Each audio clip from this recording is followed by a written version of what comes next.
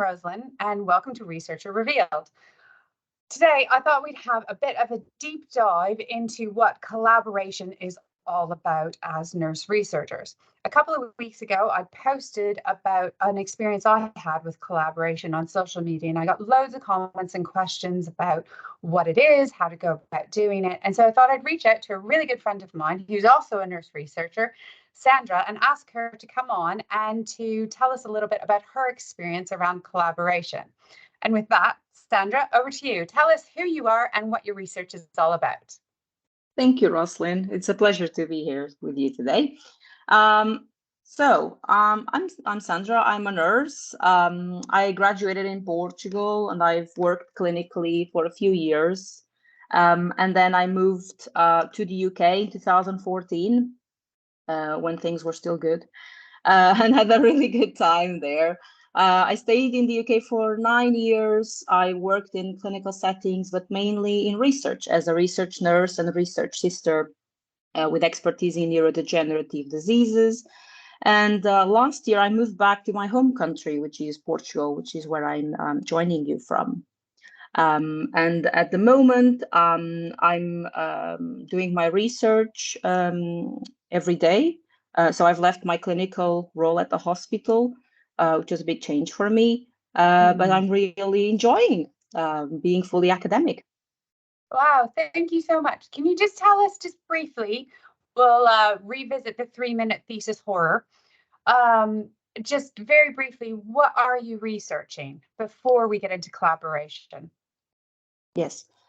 So I'm researching integrated care. So it's about how do we bring different partners, institutions involved in people's care to work collaboratively for better patient outcomes or family outcomes.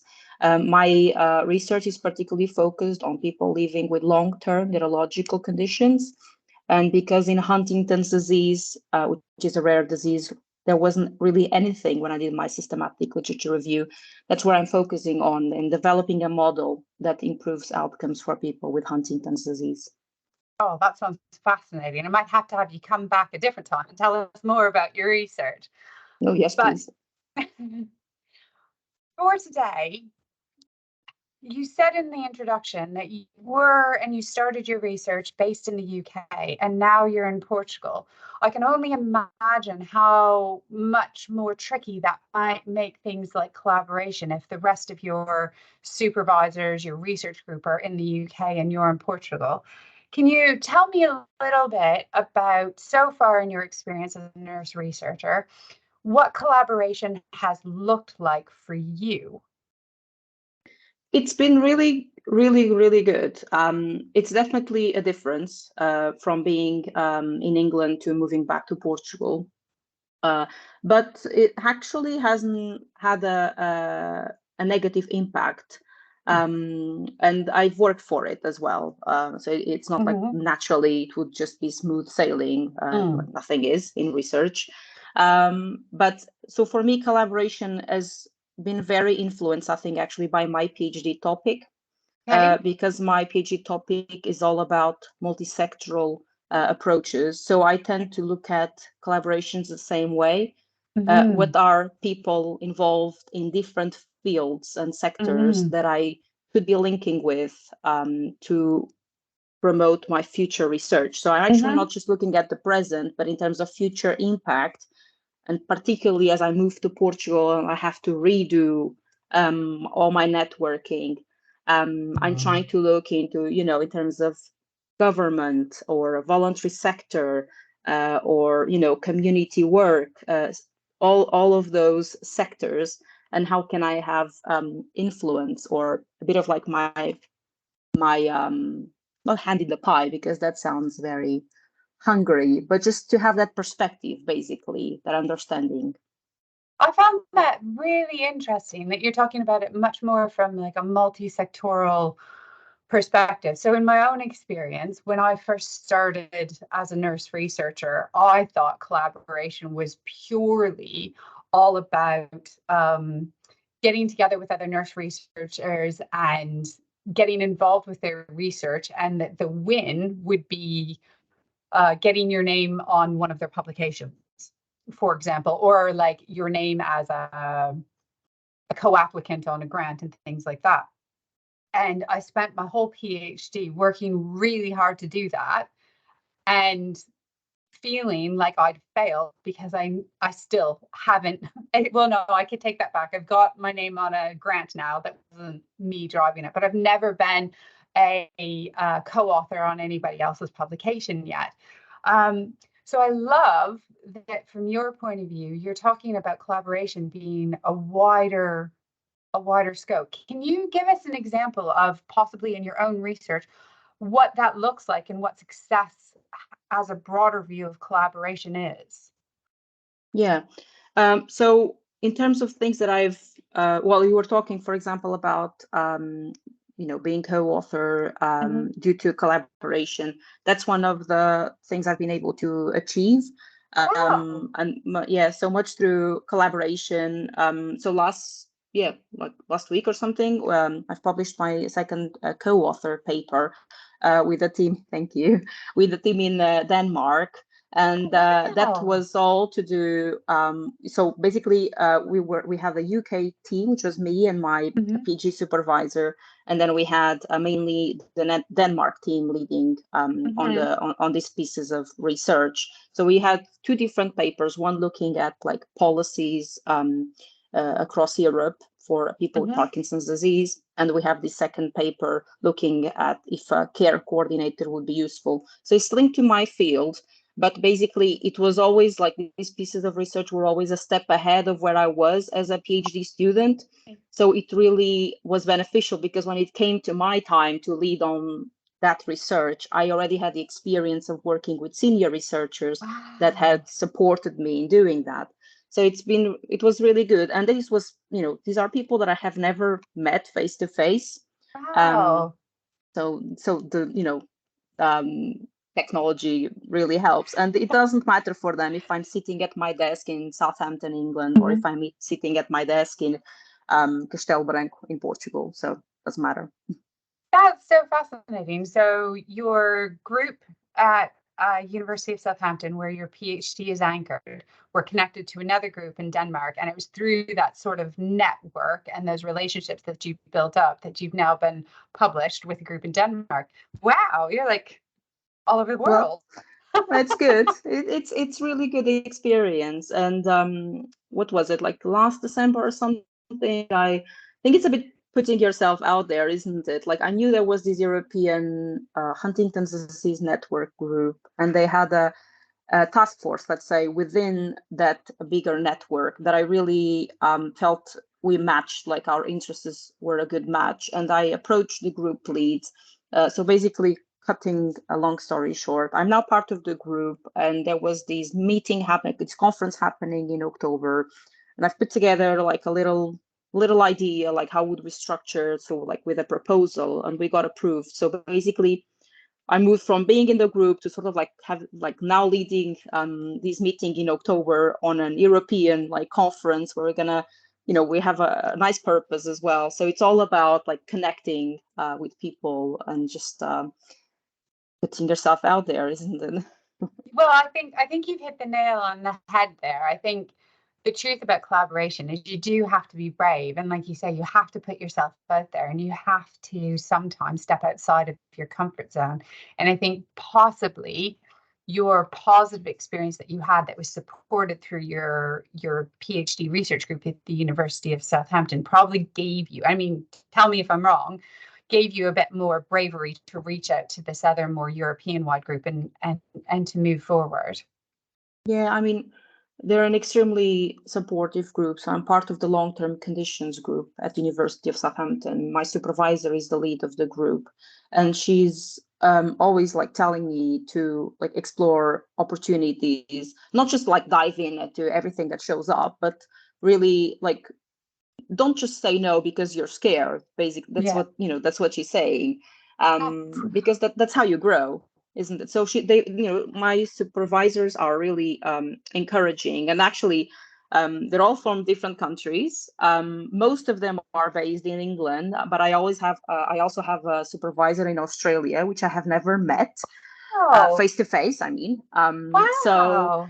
we're quite used. I think because I started my PhD during COVID, as you know, as COVID was pandemic was starting. I never had a face-to-face supervision, so you know, it's. I think in a way I was used to to do things like that, so I don't find it strange to do strong work via teleconference.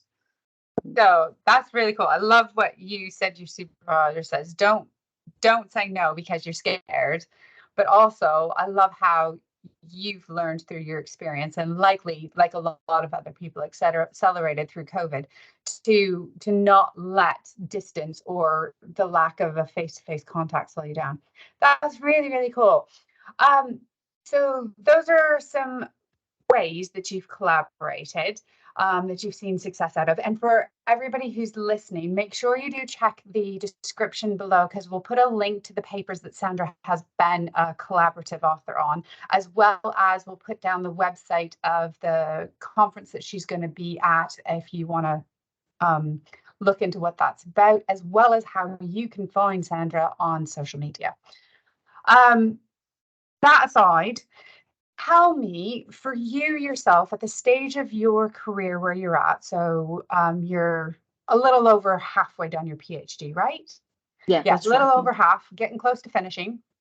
What have you found the benefits to collaborating? How has that helped you as an early career researcher?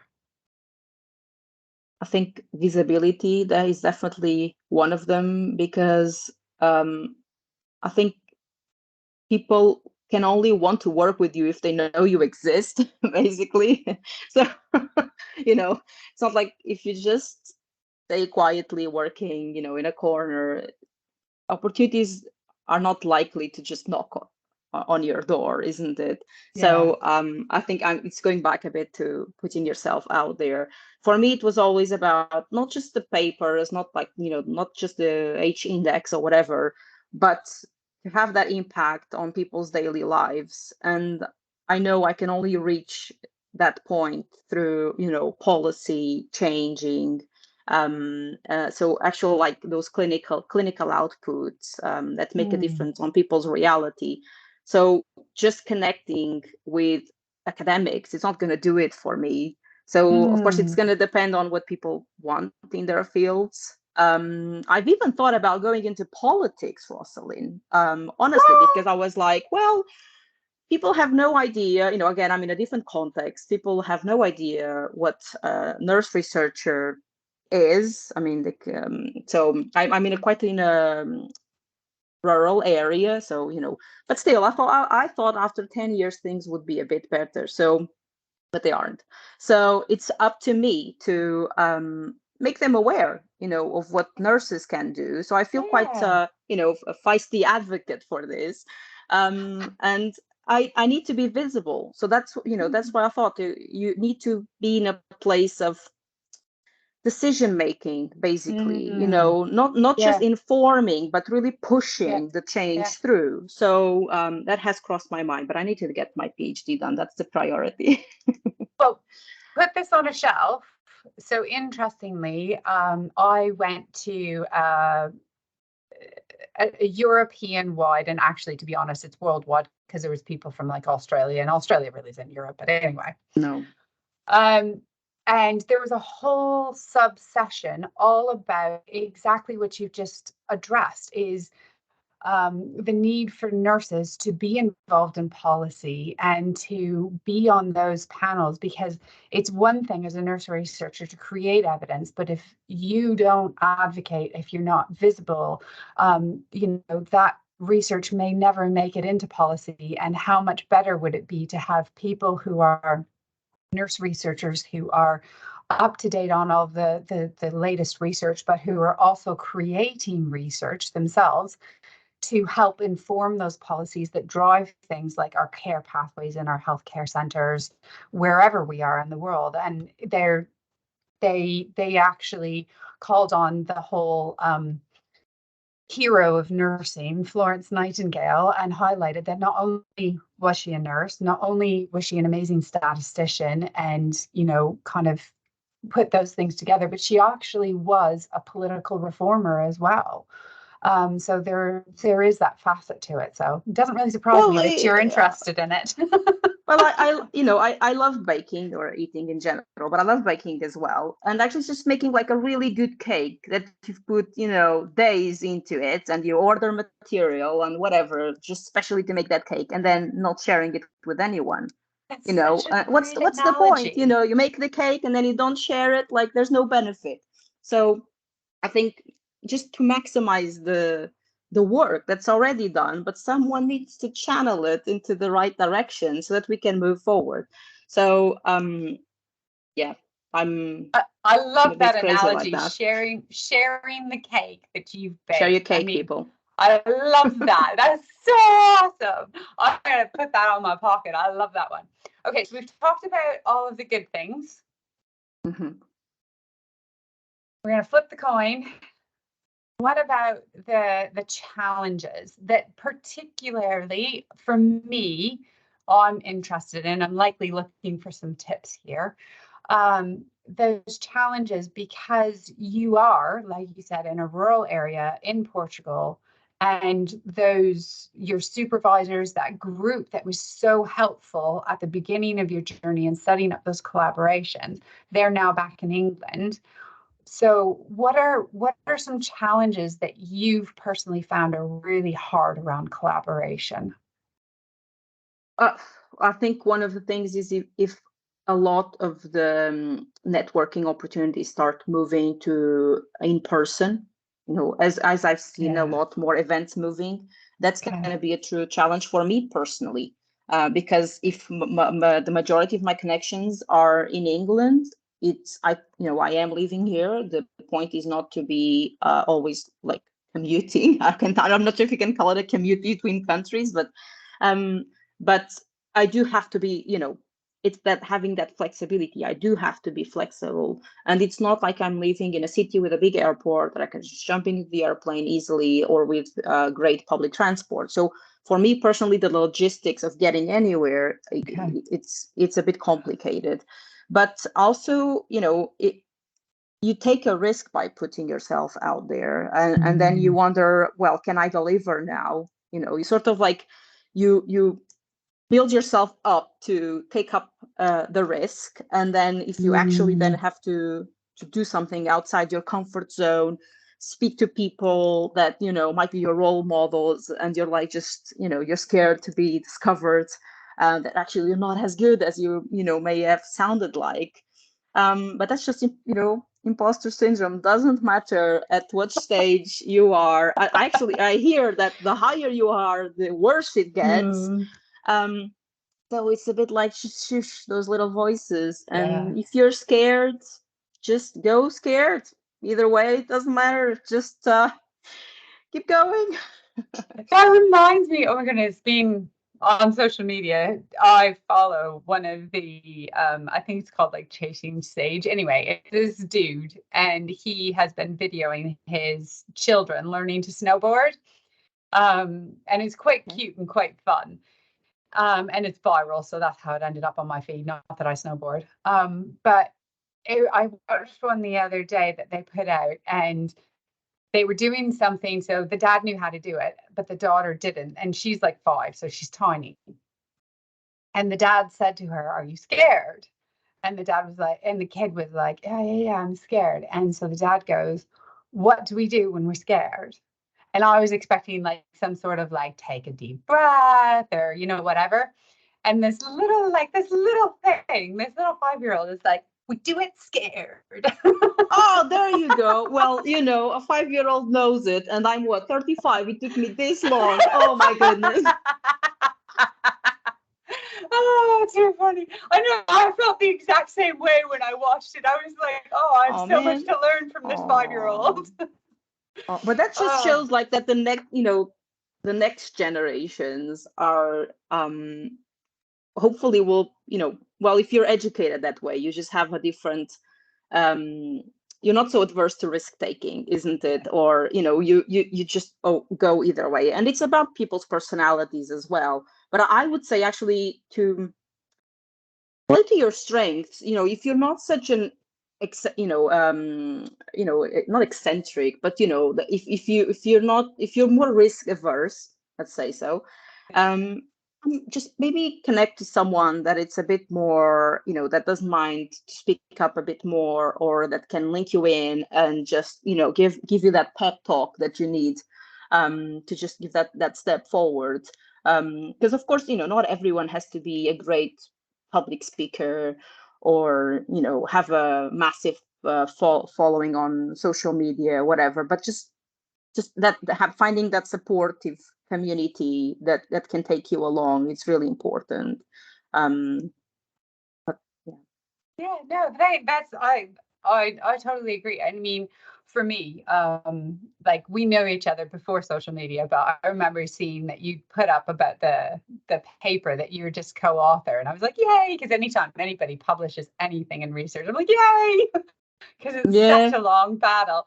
Mm. But then like we were chatting, and I found it really interesting because so for me, as much as I've been trying to and have been working on collaborations and stuff, my success was very different than yours. And when we were chatting, it was quite funny because I was jealous of your co-authorship and you were jealous of my first authorship. Yeah, And whining. I I was whining. Yeah. and I Still think it waiting just for my first author paper. Jesus. I don't know how to tell you this, but you're the only one who's going to make it happen. Oh. First Yeah. authorships don't get landed on you. No, I just need to, well, make a really good cake, I guess, for an editor or something. I don't know. But like I think I bring that up because I think for me, I really struggled to see that I was having success in collaboration. And when I start talking to other people and we're sharing like what I've managed, like what my career has looked like, people actually helped me see that, hello, you've landed a postdoc job in Norway. It's introducing you to a whole new group of people, a whole new group of nurse researchers who are then, they've got their own networks. But for me, I was holding that co-authorship where you didn't have to do as much. You didn't have to do all the work that you have to do as a first author, but you still get a publication. I was holding that up as this is my measure of success when it comes to collaboration. And because I hadn't achieved that, I kept saying, oh, I'm not doing it right. I got to keep trying. And so I kept doing more and more and more. But it wasn't until I spoke to other people that I realized, hold on, there's lots of ways that collaboration can look successful. And that's why I really appreciated your examples of not just that authorship as a co-author, but this other symposium that you're doing.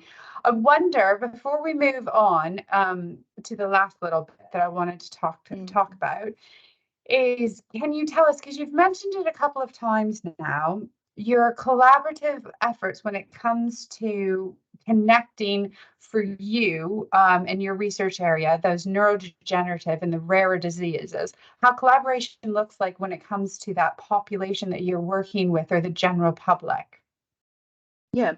So again, because I mean to reach at every level, like micro, meso, muscle levels. So I know, like just I wouldn't. That's not intuitive, but once I was thinking about it, I was like, yeah, this is sort of like what I'm doing. And you're right. It's once you're talking to other people that you realize how much you've been doing that may not come so natural to everyone. Yeah. So, and I thought when you asked me, like, well, I'm only a PhD student, like I don't even have I don't even have my first author paper, Rosalind, like, but actually I thought, Sandra in year one would have liked to know these things. So hopefully this is for the year one Sandras out there.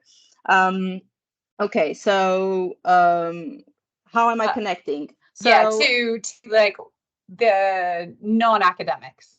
yeah, so I felt that was really important because as a research sister that I was for many years in Southampton, I would get really annoyed when people would do their piece of research and actually the participants would be the last ones to find out, or actually not even be updated at all about what had come out of the research. Or and you call them to take part on the research, but it's like they were not engaged. A lot of the researchers were not engaging with the community beforehand. So I started going really big on social media. Well, for me, for my standards, on social media all over. But actually, I saw, what, people that are living with these complex conditions, the normal citizens, are not on Twitter, they're not on LinkedIn. I mean, my supervisor told me like TikTok, which I sort of like, no, I just can't, that not yet. I need to be brainwashed for that. But I have Instagram. So I went on Instagram and I started. I can't imagine yet myself on TikTok. Maybe I'll grow, Anyway. it will grow on me. But Instagram has been the way, Instagram and Facebook for me has been the way to really connect to the lay person and, run my ideas through them, hear from their needs. And again, I'm back on a country that I have not lived for 10 years. I don't know how people are using the healthcare system here. Is it accessible, like to who is it accessible to? And then we have all the wider determinants of health, that it's beyond, the health sector, the housing, the transports, all of those things. So that's how I've been connecting with the normal people, which is, I know we're people, but in a way, we have we're probably a lot more privileged than many others. And again, I'm dealing with people that are vulnerable because of the nature of the condition, because of the burden that it puts on the families. And I thought, people are in their sofas at night, nearly passing out in front of Netflix, and they're just scrolling through their feed, and they want some light content, and it's on Facebook and Instagram. So keep people engaged and informed through the routes that they're actually using, so that they're not hard to reach because we're not going to the right places. So that's clever. I love that. They're not hard to reach because we're going to them. Yeah. Well, again, if I'm on my palace, then the other people are hard to reach, isn't it? They're not coming to me. Well, get out through the gates, mingle. So I love it. No, and people are really, it's just, we can learn so much. And I'm in a bunch of groups that I can really get the sense of how does a person experience care if they're living in Nottingham, or if they're living in Bristol, or I don't know, Cardiff, whatever. Like, it's so different. And actually, because I'm amongst these groups, the posts are just so honest. Because one thing is to do an interview as well with with a person, everything's planned, the conditions are controlled. And another thing is when people are just putting their hearts out to be like supported with really heartbreaking situations. So it's just, again, depends on what you want. And I want to make an impact at a person level. And I know, yes, it has to come, from above, that decision making, but it needs to be relevant for who we are doing the actions for. So I go from what is it that you need, and I can only know what they need if I'm close enough to have that conversation with people. Oh, thank you for sharing. That's really beautiful. I love that. Like leaving your castle, mingling, and getting connected to that population that you're aiming to come alongside and improve the situation. And I think that's something that I think often, like you, I was a research nurse in a previous life. A lot of like the big fancy researchers, they kind of lose hold of that sometimes. And I think in the UK, a lot of major funders are now using a stick to make sure that researchers include that patient voice, because pretty much every grant that you put in now has to have patient representative. But I think there's a difference between that tick box activity versus the activity that you're talking about doing. So I really appreciate you sharing like how deep you've gone and how connected you are to that. That's really, really interesting. Right. Top tips. You mentioned her before, so I'm going to bring her up again. Year 1 Sandra, or even year 2 Sandra, or year 1 Rosalind. Somebody who, wherever they are in their journey, let's be honest, is struggling with this idea of networking and collaboration. What would be your 3 top tips to get somebody started?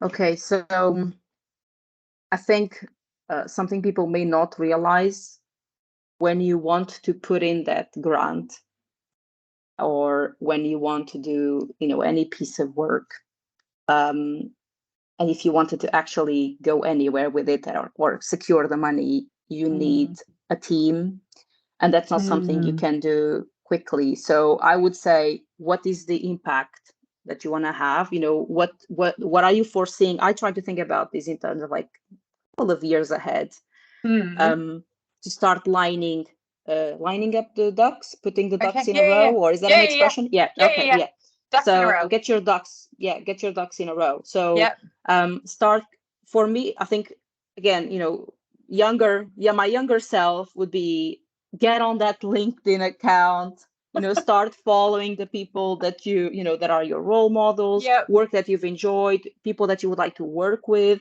start linking with them. I think in terms of collaborations, LinkedIn, I think it's the best place I find.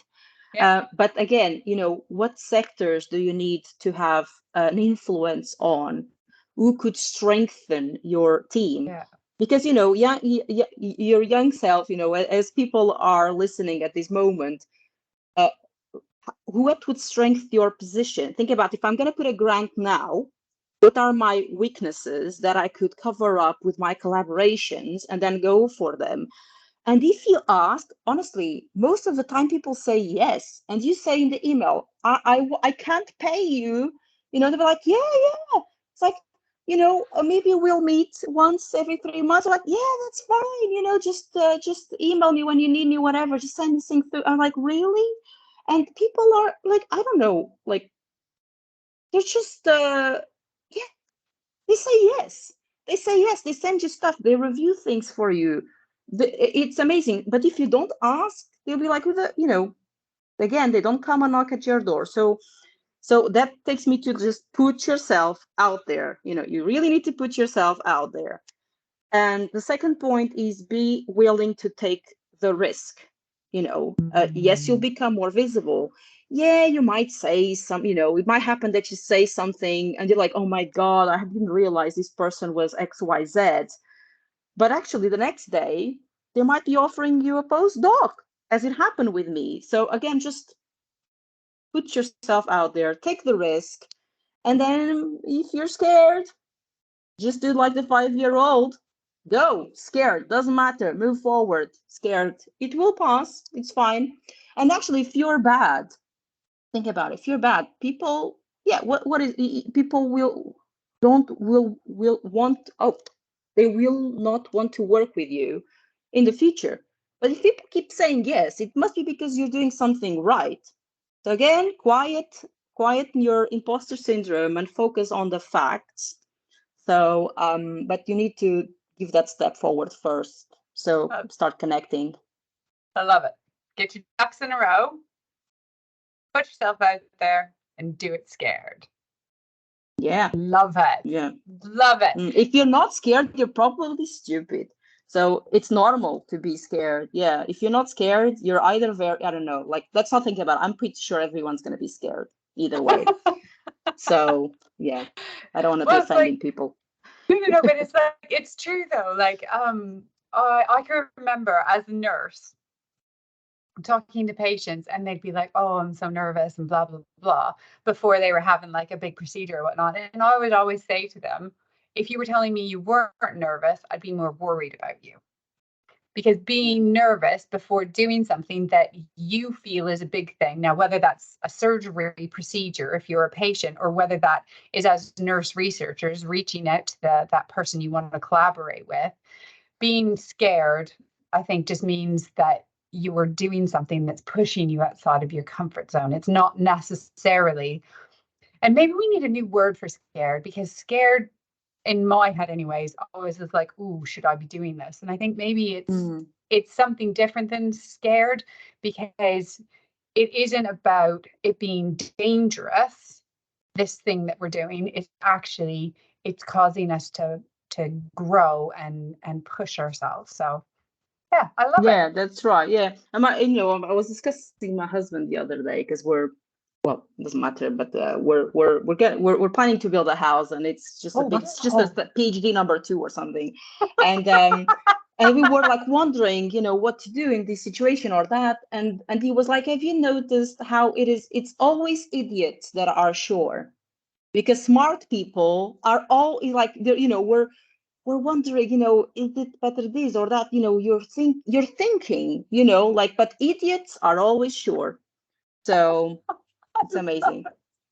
Oh, I love your way with words, Sandra. I know you Oh. sometimes feel that because English is your second language, that you sometimes struggle, but the way you put your words together, like on social media, when we were having a private, I don't remember if it was private or public chat, and you said for you, collaboration is about a symbiotic relationship. I was like, that is beautiful. And like, it's an unusual way of putting those words together, because normally when you're talking symbiotic, you're talking like cellular organisms, not macro. But I think it's the perfect way of describing it is it's that coming together of two minds. And even if it's not a publication or a presentation at a conference, it might just be a little bit of, like I had put out on social media a couple of weeks ago. For me, it was about having that person during a time that my imposter monster was screaming at me, coming along, reading what I had written and been like, no, actually, this is good. You don't have to be scared. You can submit this. So it's not necessarily always like that headline of an output.